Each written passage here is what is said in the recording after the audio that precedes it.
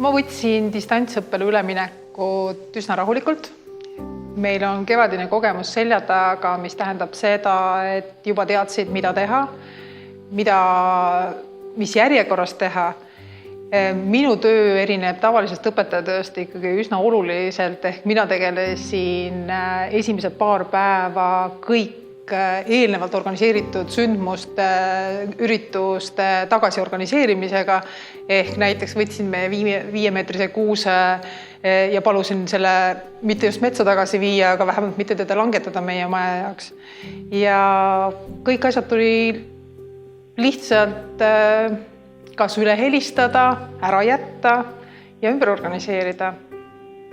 Distantsõppel läheb meil koolina ikkagi päris hästi. Võrreldes teiste koolide ja nende muredega on meil see teadmine, kuidas asju juba paremini teha, kuidas asjad jookseksid. Ma arvan, et me võime väga rahul olla sellega, mis toimub. Kitsaskohtadena oskaks vist välja tuua pigem seda, et väga palju on istumist, mõttetut tundide viisi arvutis istumist.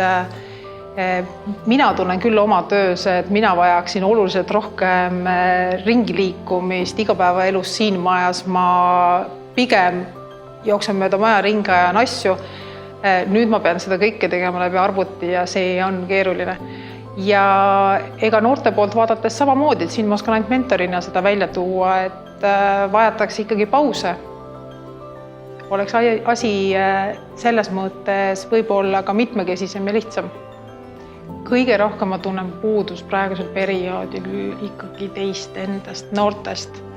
Sellepärast, et hästi kurb on istuda siin tühjas ruumis, kui sa oled harjunud sellega, et uks läheb lahti ja küsitakse, räägitakse, meil on melu, meil on ümberringi sagin.